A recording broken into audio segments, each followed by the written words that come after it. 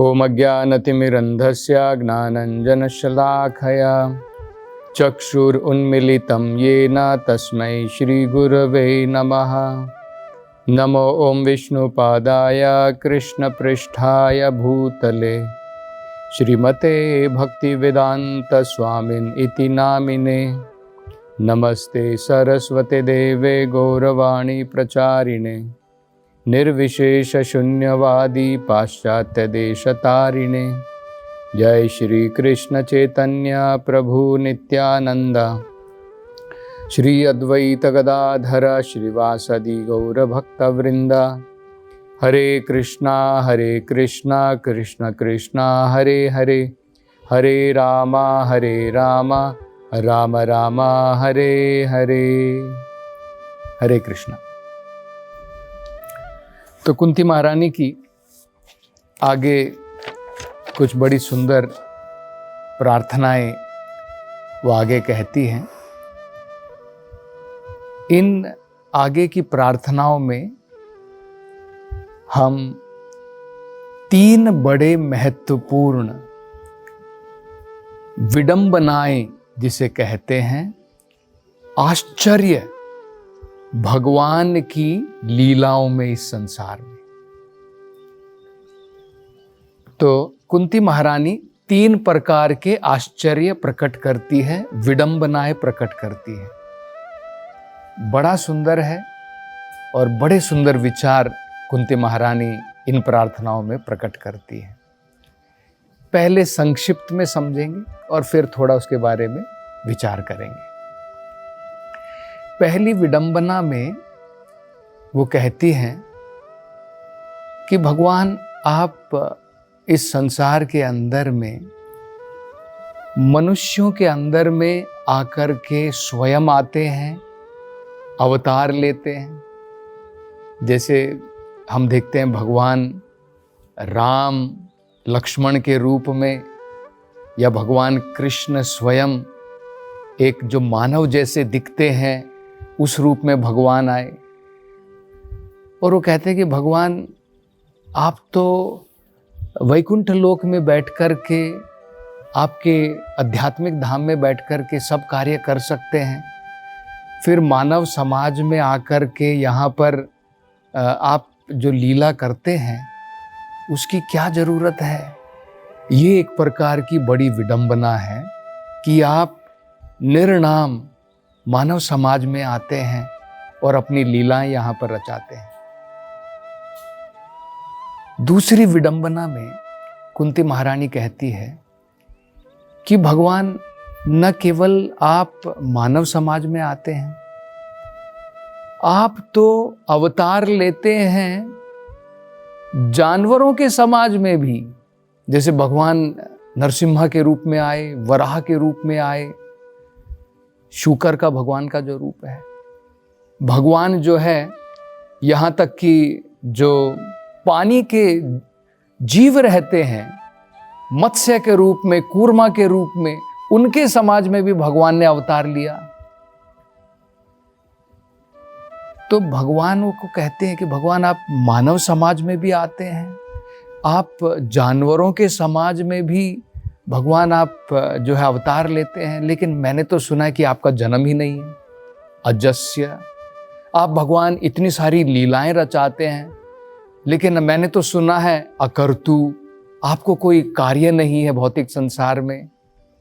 तो ये मेरी दूसरी विडंबना है, ये मेरा दूसरा आश्चर्य है आपकी लीलाओं के बारे में। और तीसरी लीला में वो कहती हैं, तीसरी विडंबना वो प्रकट करती है कि भगवान ये तो एक प्रकार से सबके लिए विडंबना है, लेकिन भगवान आप जब स्वयं कृष्ण के रूप में आए, एक बालक के रूप में, बाल गोपाल के रूप में, यशोदा माई उनके आप आंगन में खेल रहे हैं और यशोदा माई जो है आपका बंधन कर रही है और आप यशोदा माई की छड़ी से घबरा रहे हैं। आपसे तो भय भी घबराता है, आपकी सब उपासना मंदिर में जाकर के सिर झुका करके करते हैं, लेकिन यहाँ पर आपकी लीलाओं में मैं देख रही हूँ कि यशोदा माई आपकी उपासना छड़ी लेकर के कर रही है। यशोदा माई आपकी उपासना आपको रस्सियों से बांध करके कर रही है। हम में से कौन जाता है मंदिर में भगवान को छड़ी दिखाने के लिए?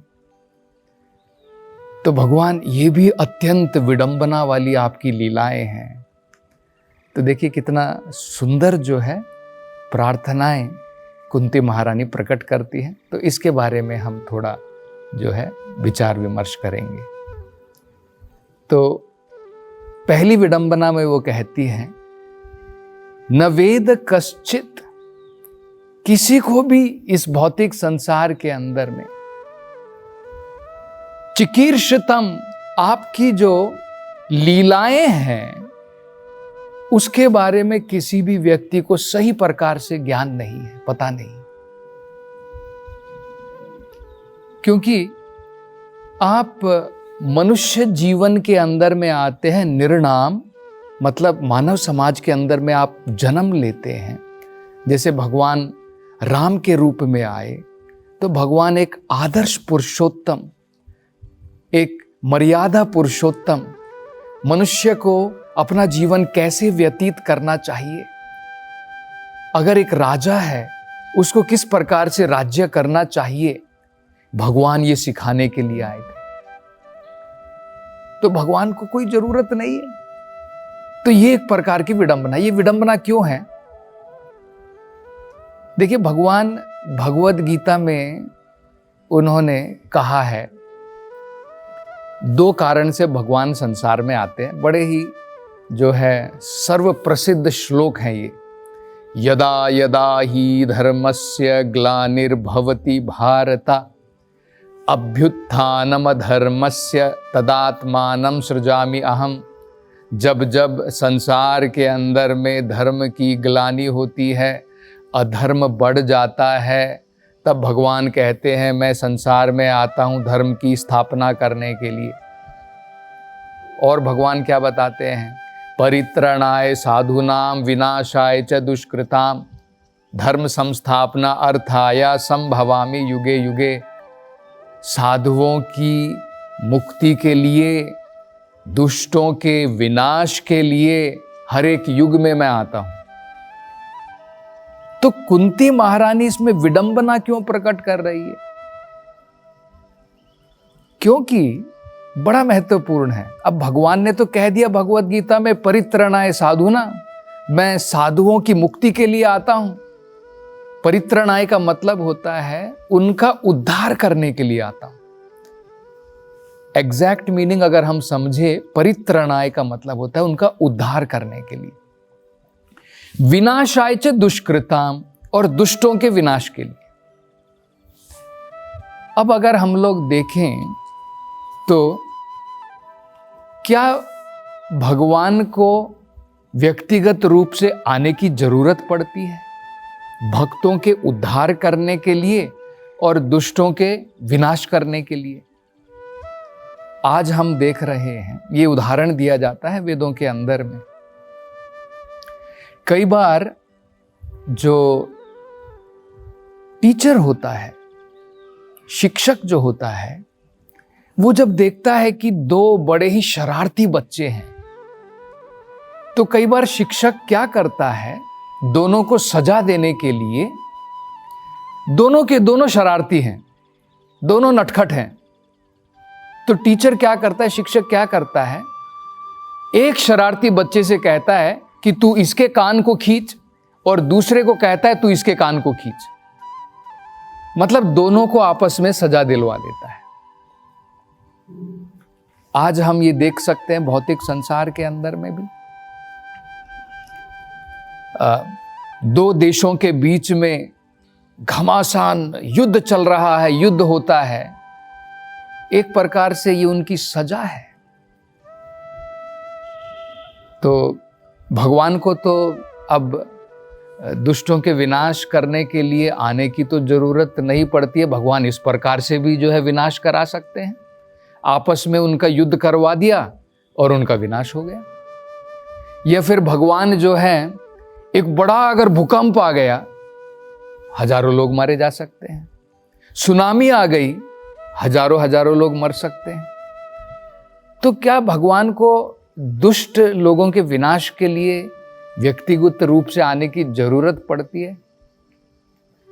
तो इसलिए कुंती महारानी कह रही कि भगवान आपका अवतार लेना भौतिक संसार में एक आश्चर्य है, विडंबना है कि आप तो दुष्टों का संहार वहां पर बैठे बैठे कर सकते हैं। भगवान एक तिनके के द्वारा जो है, जैसे भगवान ने, अगर वो कथा हमने सुनी है, रोमहर्षण सूता, भगवान बलराम जी ने उनका वध कैसे किया, एक तिनके को फेंक करके मात्र।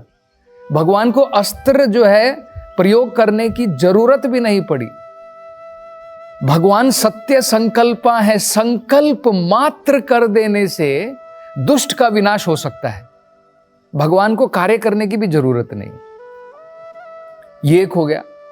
दूसरा, भक्त का उद्धार तो पहले ही हो चुका है।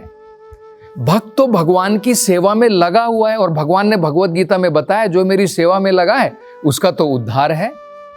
तो फिर भगवान जो उद्धार करने के लिए क्यों आते हैं? उनका तो ऑलरेडी उद्धार हो चुका है, क्योंकि वो तो भगवान की सेवा में लगे हुए हैं। तो भक्त का उद्धार पहले से ही है, वो 3 गुणों से ऑलरेडी ऊपर है। भौतिक संसार से भक्त का कोई लेना देना नहीं है, तो वो तो मुक्त है ऑलरेडी।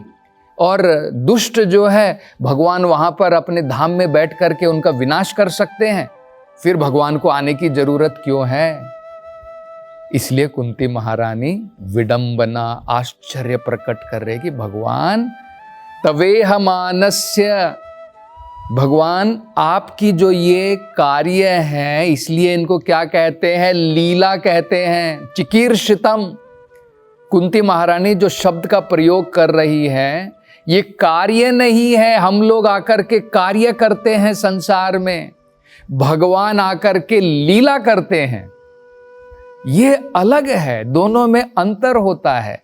हम अपने पुराने जन्मों के कर्म करते हैं, भगवान अपने व्यक्तिगत रूप से आकर के लीलाएं करते हैं अपने आनंद के द्वारा, और हमें कुछ सुख प्रदान करने के लिए। तो वो किस प्रकार से है? अब भगवान क्यों आते हैं? फिर मानव समाज के अंदर में भगवान जन्म क्यों लेते हैं? उसका असली कारण है, भगवान का भक्त भगवान को उनके दर्शन हेतु अत्यंत उत्सुक रहता है।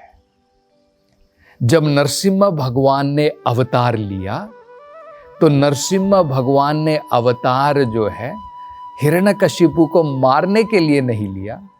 प्रहलाद की भी रक्षा भगवान ऐसे ही कर सकते थे, लेकिन भगवान देख रहे थे कि मेरा भक्त इतना उत्सुक है मेरे दर्शन प्राप्त करने के लिए, इसलिए नरसिम्हा भगवान वहां पर प्रकट हुए। तो ये असली कारण होता है। भगवान का भक्त अत्यंत उत्सुक है भगवान के दर्शन करने के लिए, इसलिए भगवान आकर के मानव समाज में, भगवान अपनी लीलाओं में, भगवान अलग अलग समाजों में अपने भक्त को दर्शन प्रदान करने के लिए, अपनी लीला रचाने के लिए भगवान संसार के अंदर में आते हैं। ये सबसे महत्वपूर्ण कारण है। और जब आ गए भगवान, तो साथ साथ में भगवान दूसरे कार्य भी कर लेते हैं। राक्षसों को भी मार देते हैं। भक्त का भी जो है, राक्षस अगर उन्हें अनेकों प्रकार की कठिनाइयां दे रहा है, जैसे दुष्ट हिरण्यकशिपु प्रहलाद को कठिनाइयां दे रहा था, तो उन्होंने जो है, भगवान ने उनकी रक्षा की। तो ये भी भगवान करते हैं। और अगले श्लोक में कुंती महारानी कहती है कि भगवान तो भगवान की मानव समाज में आने की विडंबना वो प्रकट करती हैं। अगली प्रार्थना में वो कहते हैं कि भगवान आप तो अजस्य है। वेदों के अंदर में बताया कि आपका कोई जन्म नहीं है, अकर्तु है, आपकी कोई क्रियाएं नहीं है। हमें क्या है, इस भौतिक संसार के अंदर में कुछ अर्जित करने के लिए काम करना पड़ता है, लेकिन भगवान तो आत्मा राम है। वेदों में भी कहा है, न तस्य कार्यम करणम च विद्यते। भगवान को संसार में कोई कार्य करने की कोई जरूरत नहीं है, लेकिन फिर भी भगवान आकर के कार्य क्यों करते हैं? यह भी विडंबना है। इसलिए लोग सोचते हैं कि अरे भगवान भी ऑर्डिनरी हमारी तरह कार्य कर रहे हैं, मूर्खों को यह ज्ञान नहीं है कि भगवान हमें सिखाने के लिए कर रहे हैं। जब राम जी यहां पर आए इस भौतिक संसार में मनुष्य समाज को सिखाने के लिए, कई बार शिक्षक अध्यापक क्या करता है, बच्चा इतना डल होता है, उसकी समझ के बाहर है मुझे कैसे लिखना है, तो टीचर क्या करता है, बोर्ड के ऊपर जाकर के लिख के दिखाता है, बेटा ऐसे लिखो 1 2 क ख ग, तब जाकर के बच्चा जो है समझ पाता है। इसी प्रकार से भगवान संसार में आकर के अपने उदाहरण के द्वारा हमें सिखाते हैं, लेकिन मूर्ख लोग क्या सोचते हैं कि भगवान भी हमारी तरह कार्य कर रहा है। तो कुंती महारानी कहते कि भगवान आप जो है अकर्तु हैं, आपका कोई जन्म नहीं है, आपको किस संसार में कुछ कार्य नहीं है, फिर भी आप कार्य करते हैं, फिर भी आप जन्म लेते हैं। और कहाँ कहाँ जन्म लेते हैं, केवल मानव समाज के अंदर में नहीं, तिर्यन मतलब होता है जानवरों के समाज में, नर मनुष्य के समाज में, और वो कहते हैं यादुषु मतलब पानी के अंदर में भी आप जन्म लेते हैं, ऋषियों के समाज में आप जन्म लेते हैं। तो बोलते हैं कि भगवान ये भी अत्यंत विडंबना है, ये भी बड़ी विडंबना, ये भी बड़ा आश्चर्य है आपकी लीलाओं के बारे में। तो और जो उनकी जो तीसरी विडंबना है उसकी चर्चा हम अगली कथा में करेंगे। हरे कृष्णा। हरे कृष्ण मूवमेंट के संस्थापक आचार्य श्रील प्रभुपाद की हार्दिक इच्छा थी कि भगवान श्री कृष्ण और श्रीधाम वृंदावन की महिमा का पूरे विश्व में प्रचार हो। मथुरा वृंदावन में निर्माणाधीन गगनचुंबी वृंदावन चंद्रोदय मंदिर श्रील प्रभुपाद के इस उद्देश्य को समर्पित है। यह परियोजना वृंदावन को विश्व मानचित्र पर एक अनुपम छवि प्रदान करेगी। स्कंद पुराण में उल्लेखित है कि भगवान श्री कृष्ण के लिए एक मंदिर का निर्माण प्रारंभ करने मात्र से 7 जन्मों में किए गए पापों का नाश हो जाता है, और ऐसा करने वाला व्यक्ति नरकीय लोकों में कष्ट भोग रहे उसके पूर्वजों को मुक्त कर सकता है। अतः एक सुनहरा अवसर है भगवान श्री कृष्ण के लिए विश्व के सबसे ऊंचे मंदिर के निर्माण में सहयोग देकर सर्वोच्च पुण्य का भागीदार बने। 1 स्क्वायर फीट मंदिर निर्माण सेवा राशि 2100 रुपए मात्र। अधिक जानकारी के लिए संपर्क करें 8585850033 एवं 7725977260।